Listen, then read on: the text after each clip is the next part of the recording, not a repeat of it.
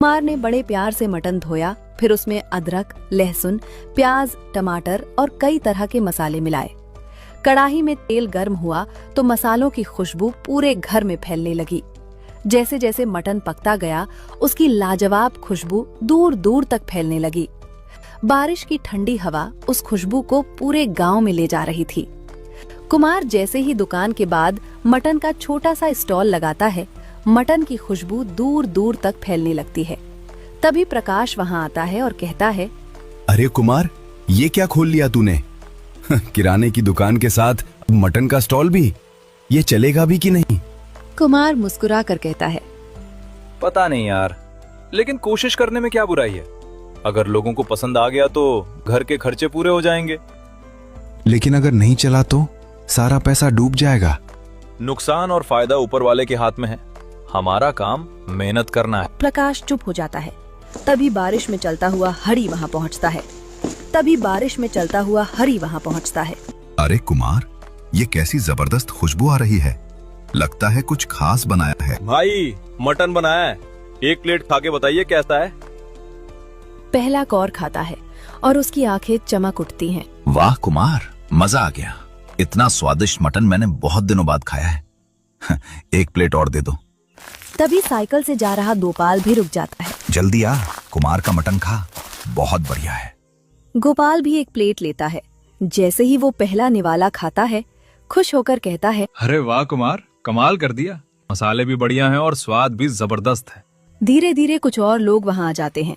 सभी लोग कुमार की तारीफ करने लगते हैं, लेकिन एक तरफ खड़ा प्रकाश मन ही मन जलने लगता है। अगली सुबह प्रकाश दुकान पर नहीं जाता और सीधा सेठ जी के पास चला जाता है। सेठ जी, आपने देखा होगा कि कुमार आपकी दुकान के बाहर मटन का स्टॉल लगाकर खूब कमाई कर रहा है।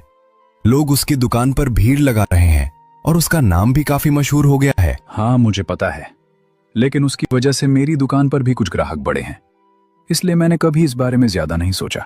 लेकिन सेठ जी, सोचिए तो सही, फायदा सिर्फ कुमार का हो रहा है। आपकी जगह का इस्तेमाल करके वो रोज पैसे कमा रहा है, जबकि आपको उससे कुछ भी नहीं मिल रहा। बात तो तुम्हारी सही लग रही है, मैंने इस तरफ कभी ध्यान ही नहीं दिया। अगर आप चाहें तो वही स्टॉल में चला सकता हूँ।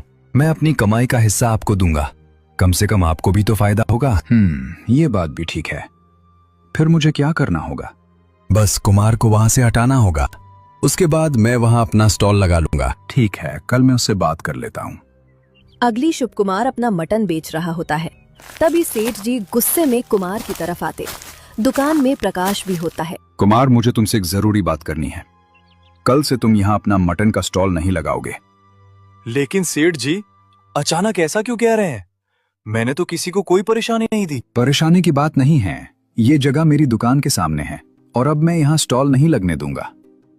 सेठ जी, मैंने तो बस थोड़ी सी जगह में अपना काम शुरू किया था, इसी से मेरे घर का खर्च चल रहा है। मुझे तुम्हारी मजबूरी समझ में आती है, लेकिन मेरा फैसला यही है।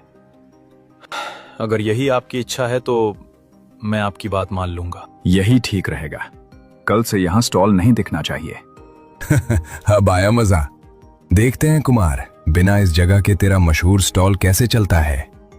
कुमार उदास चेहरा लेकर घर पहुंचा। उसके चेहरे की मायूसी देखकर काव्या तुरंत समझ गई कि कोई बड़ी बात हुई है। क्या हुआ कुमार? आज तुम बहुत परेशान लग रहे हो। स्टॉल पर सब ठीक तो था ना? सुबह तो बड़े खुश होकर गए थे। क्या बताऊं काव्या, लगता है मेरी सारी मेहनत बेकार हो गई। सेठ जी ने मुझे अपनी दुकान के सामने मटन का स्टॉल लगाने से मना कर दिया। उन्होंने साफ कह दिया कि अब मैं वहां अपना स्टॉल नहीं लगा सकता। इतनी मुश्किल से काम चलना शुरू हुआ था और अब फिर से सब खत्म हो गया।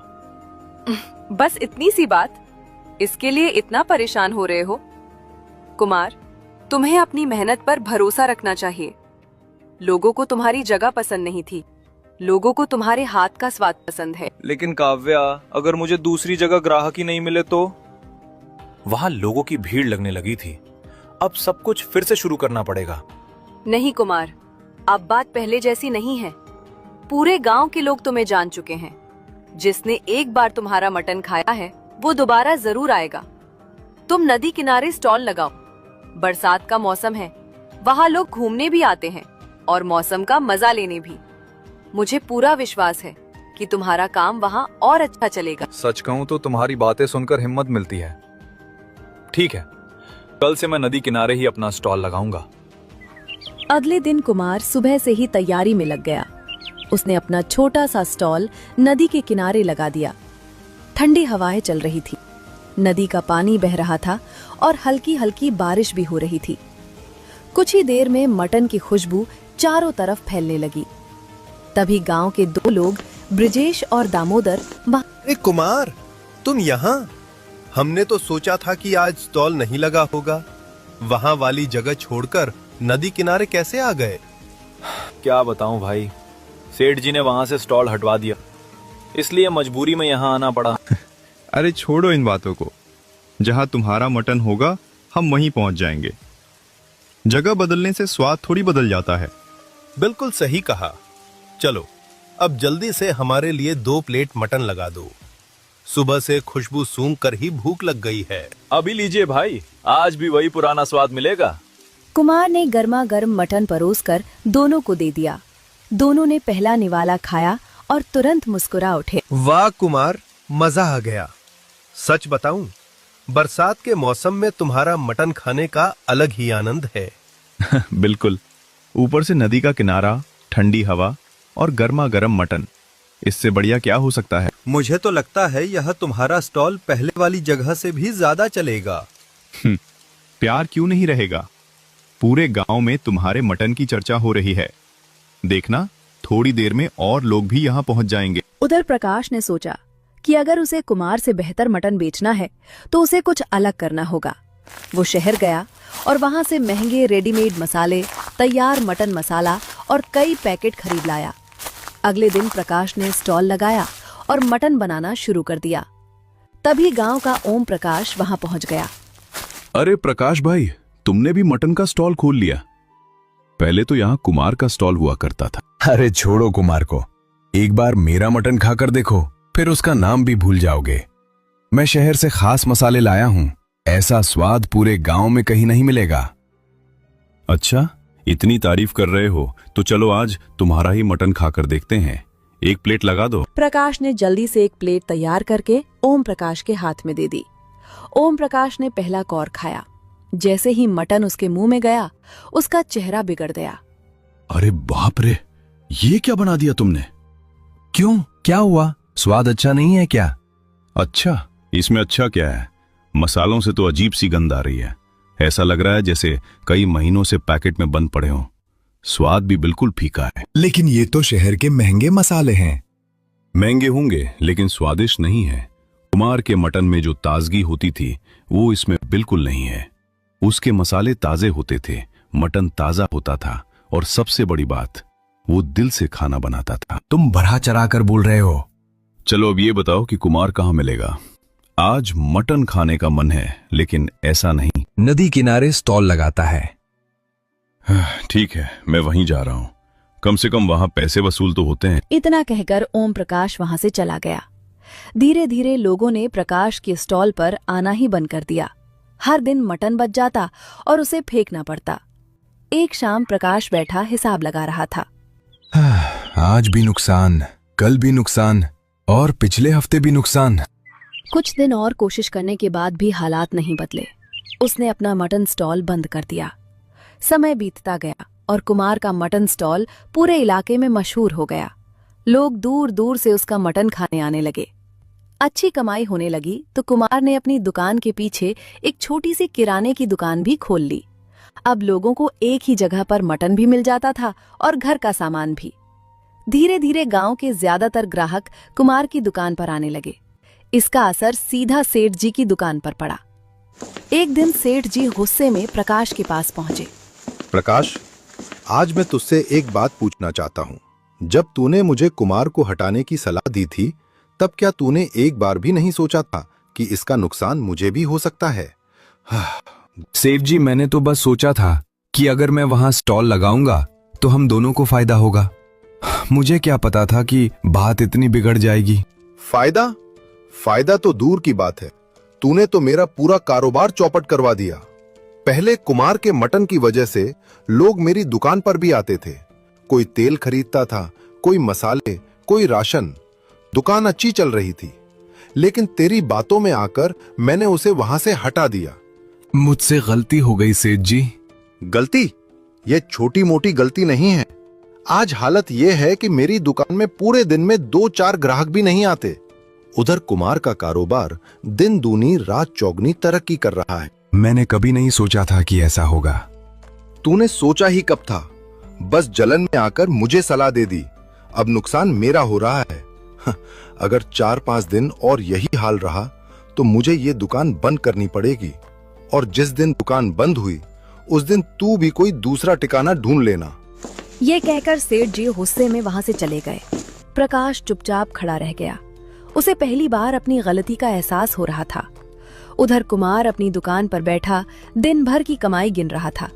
उसके चेहरे पर खुशी थी, लेकिन तभी उसे प्रकाश की याद आई। आखिर वो मेरा बचपन का दोस्त है। गलतियां सबसे होती हैं। कुमार तुरंत प्रकाश से मिलने पहुंच गया। अरे प्रकाश, कैसे हो भाई? बहुत दिनों से बात नहीं हुई। क्या हाल पूछ रहे हो कुमार? जिसे मैंने नुकसान पहुंचाने की कोशिश की, आज वही मुझसे हाल पूछने आया है। पुरानी बातें छोड़ो, बताओ सब ठीक है ना? क्या ठीक होगा, मटन का काम बंद हो गया। सेठ जी भी मुझसे नाराज हैं। पूरे गांव में मेरी बदनामी हो गई। देखो प्रकाश, इंसान से गलती हो जाती है, लेकिन गलती मान लेना सबसे बड़ी बात होती है। मैं मानता हूं कि मुझसे बहुत बड़ी गलती हुई। मुझे तुम्हारी सफलता देखकर जलन होने लगी थी। उसी जलन में मैंने सब कुछ बिगाड़ दिया। जो हो गया उसे बदल नहीं सकते, लेकिन आने वाला समय जरूर बदल सकते हैं। प्रकाश ने हैरानी से कुमार की तरफ देखा। तुम कहना क्या चाहते हो? मैं अपने काम को और बड़ा करना चाहता हूँ। सिर्फ मटन बेचने से काम नहीं चलेगा। मैं एक छोटा सा ढाबा खोलने की सोच रहा हूँ, जहाँ लोगों को मटन के साथ दूसरी चीजें भी मिले। ये तो बहुत अच्छी बात है। लेकिन इतना बड़ा काम मैं अकेला नहीं कर सकता। मुझे एक भरोसेमंद साथी की जरूरत है। फिर? अगर तुम चाहो तो मेरे साथ काम कर सकते हो। क्या मैं तुम्हारे साथ? हाँ, तुम मेरे दोस्त हो। दोस्ती का मतलब सिर्फ अच्छे समय में साथ देना नहीं होता, मुश्किल समय में भी एक दूसरे का हाथ पकड़ना होता है। कुमार, मैंने तुम्हारे साथ इतना गलत किया और फिर भी तुम मुझे अपने साथ काम करने का मौका दे रहे हो। क्योंकि मैं दुश्मनी नहीं, दोस्ती में विश्वास करता हूँ। मैं वादा करता हूँ कि अब कभी तुम्हारा भरोसा नहीं तोड़ूंगा। कुछ ही महीनों में कुमार और प्रकाश का छोटा सा ढाबा पूरे इलाके में मशहूर हो गया। बरसात के मौसम में तो वहाँ इतनी भीड़ होती थी कि लोगों को बैठने की जगह तक मुश्किल से मिलती थी। कुमार स्वादिष्ट मटन बनाता था, प्रकाश ग्राहकों को संभालता था और काव्या दुकान का हिसाब किताब देखती थी। अरे कुमार भाई, आज तो मौसम बहुत शानदार है, जल्दी से एक प्लेट मटन लगा दो। ऐसी बारिश में गर्मा गर्म मटन खाने का मजा ही कुछ और होता है। बिल्कुल दानिश भाई, अभी लाया। आज का मटन भी खास बनाया है। कुछ ही देर में कुमार ने मटन की प्लेट दानिश के सामने रख दी। दानिश ने पहला निवाला खाया और मुस्कुरा उठा। वाह, क्या स्वाद है। सच कहूँ तो मैंने कई जगह मटन खाया है, लेकिन तुम्हारे हाथों का स्वाद अलग ही है। मसाले एकदम ताजे, मटन एकदम नरम, और ऊपर से ये बरसात का मौसम, मजा आ गया। इस कहानी से हमें ये सीख मिलती है कि कभी भी किसी से जलना या उसका बुरा नहीं सोचना चाहिए। जो दूसरों को गिराने की कोशिश करता है वो खुद पीछे रह जाता है। मेहनत, ईमानदारी और अच्छे व्यवहार का फल हमेशा अच्छा मिलता है। किसका नसीब कब और कैसे ऊपर वाला बदल दे, ये